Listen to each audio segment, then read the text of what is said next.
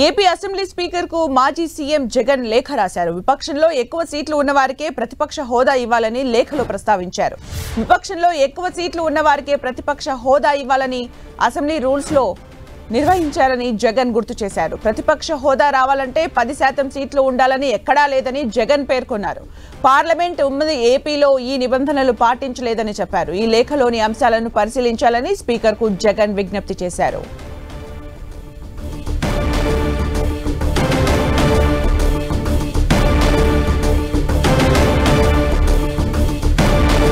AP assembly speaker కు మాజీ CM Jagan లేఖ రాశారు. విపక్షంలో ఎక్కువ సీట్లు ఉన్న వారికే ప్రతిపక్ష హోదా ఇవ్వాలని లేఖలో ప్రస్తావించారు.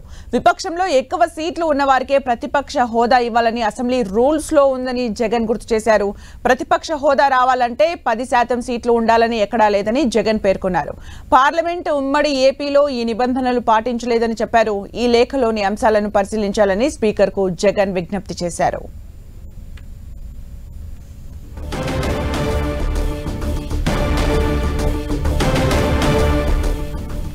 మరింత సమాచారం మా ప్రతినిధి దుర్గా అందిస్తారు. దుర్గా,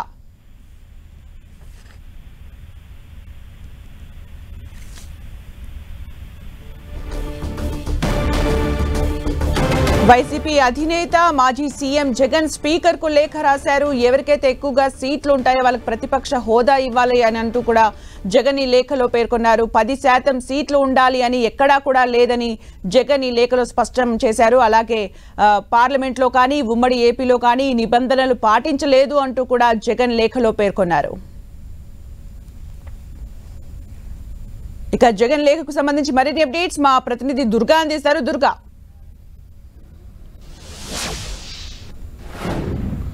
సుమిత్ర, అసెంబ్లీ స్పీకర్కు వైఎస్ జగన్మోహన్ రెడ్డి కొద్దిసేపటి క్రితం లేఖ రాయడం జరిగింది. ముఖ్యంగా ఇటీవలే జరిగినటువంటి ప్రమాణ స్వీకార కార్యక్రమానికి సంబంధించి ఫస్ట్ మంత్రులు ప్రమాణ స్వీకారం చేసిన తర్వాత తానని ప్రమాణ స్వీకారం చేయించిన అంశానికి సంబంధించి నిబంధనలకు విరుద్ధంగా కార్యక్రమం ఉందంటూ కూడా ఆయన ఈ లేఖలో ప్రస్తావించడం జరిగింది. ముఖ్యంగా విపక్షాలకు సంబంధించి ఎవరికి ఎక్కువ సీట్లు ఉంటే వాళ్లే ప్రతిపక్ష హోదా ఇవ్వాల్సినటువంటి అవసరం ఉంటుంది. గతంలో కూడా ఇదే విధంగా ముఖ్యంగా ఉమ్మడి ఆంధ్రప్రదేశ్లోనూ అలాగే పార్లమెంట్లో కూడా ఇదే సాంప్రదాయాన్ని కొనసాగించారు. ఇప్పుడు ఏపీలో కూడా ఆ సాంప్రదాయాన్ని కొనసాగించాలంటూ కూడా ఈ లేఖలో వైఎస్ జగన్ పేర్కొనడం జరిగింది. ముఖ్యంగా 10% సీట్లు ఉంటేనే ప్రతిపక్ష హోదా ఉంటుందనేది నిబంధనలో ఎక్కడా లేదు. నిబంధనలకు విరుద్ధంగా జరుగుతుంది. ప్రతిపక్ష హోదా ఇవ్వకూడదని ముందు నుంచే నిర్ణయించుకున్నట్లున్నారు. అందుకోసమే ఈ విధమైనటువంటి నిర్ణయం తీసుకున్నారంటూ కూడా వైఎస్ జగన్ ఈ లేఖలో ప్రస్తావించడం జరిగింది. ముఖ్యంగా ప్రమాణ స్వీకారానికి సంబంధించి ముందుగానే నిర్ణయించుకుని ప్రతిపక్ష హోదా అనేది ఇవ్వకూడదనే వ్యూహంతోనే ప్రమాణ స్వీకారం కూడా మొదట సీఎం చేసిన తర్వాత, డిప్యూటీ సీఎం చేసిన తర్వాత, మంత్రులు చేసిన తర్వాత 26వ వ్యక్తిగా వైఎస్ జగన్ ప్రమాణ స్వీకారం మొన్న చేయడం జరిగింది. అయితే 26వ వ్యక్తిగా చేయడం ఎంతవరకు కరెక్ట్ అనేది వైఎస్ జగన్ ఈ లేఖలో ప్రశ్నించినటువంటి పరిస్థితి. నిబంధనలు ఎక్కడా కూడా అసెంబ్లీ నిబంధనలకు సంబంధించి, చట్టానికి ఉన్నటువంటి నిబంధనలకు సంబంధించి ఎక్కడా కూడా 10% సీట్లు వస్తేనే ప్రతిపక్ష హోదా ఇవ్వాలనేది లేదు. కేవలం విపక్షానికి సంబంధించి విపక్షాలలో ఎవరికైతే ఎక్కువ సీట్లు ఉంటాయో వాళ్ళకే ప్రతిపక్ష హోదా ఇవ్వాలనేది వైఎస్ జగన్ ఈ లేఖలో ప్రస్తావించడం జరిగింది. ప్రతిపక్ష హోదా ఉన్నట్లయితేనే అసెంబ్లీలో ప్రజా సమస్యల గురించి మాట్లాడేందుకు కానీ, ప్రజా సమస్యల గురించి పోరాటం చేసేందుకు కానీ అవకాశం ఉంటుంది. ప్రతిపక్ష హోదా లేని పక్షంలో అసెంబ్లీలో మాట్లాడే పరిస్థితి ఉండదు, నోరెత్తే పరిస్థితి కూడా ఉండదంటూ కూడా ఈ లేఖలో ప్రస్తావించడం జరిగింది. ముఖ్యంగా ఈ లేఖలో ఉన్నటువంటి అంశాలన్నీ కూడా పరిశీలించాలంటూ కూడా స్పీకర్కి వైఎస్ జగన్ లేఖ రాయడం జరిగింది. దీంతో పాటు కూటమిలో ఉన్నటువంటి నేతలు, అదేవిధంగా స్పీకర్గా ఉన్నటువంటి అయ్యన్న పాత్రుడు ఇటీవల చేసినటువంటి కొన్ని వ్యాఖ్యలు సోషల్ మీడియాలో కొన్ని, అలాగే కొన్ని టీవీ ఛానల్స్లో కూడా వచ్చాయి. ఈ విషయాన్ని కూడా ఈ లేఖలో ప్రస్తావించడం జరిగింది. చచ్చే వరకు కొట్టాలి అనే ఒక కామెంట్స్ స్పీకర్ స్థాయిలో ఉన్నటువంటి వ్యక్తి, స్పీకర్ కాబోయే వ్యక్తి కూడా చేసినటువంటి వ్యాఖ్యల విషయాన్ని కూడా ఈ లేఖలో వైఎస్ జగన్ ప్రస్తావించడం జరిగింది. ఏదైనప్పటికీ కూడా ప్రతిపక్ష హోదా అనేది వైఎస్ఆర్సీపీకి ఇవ్వాలని ఒక డిమాండ్ అయితే ఇండైరెక్ట్ గా వైఎస్ జగన్ ఈ లేఖలో ప్రస్తావించడం జరిగింది. సుమిత్ర, మరి స్పీకర్ ఈ లేఖకు సంబంధించి రిప్లై ఇస్తారా, లేదంటే ఏ విధమైనటువంటి డెసిషన్ తీసుకుంటారనేది తెలియాల్సి ఉంది. అంటే దుర్గా, ఫార్చునేట్ ఆర్ అన్ఫార్చునేట్ ప్రతిపక్ష హోదాకి సంబంధించి 10% సీట్స్ ఉండాలి అనేది నిబంధన అసలు లేదు అంటూ కూడా జగన్ ఈ లేఖలో పేర్కొన్నట్టుగా తెలుస్తుంది. If that is the case, speaker ఎలా రెస్పాండ్ అయ్యే ఛాన్స్ ఉంది?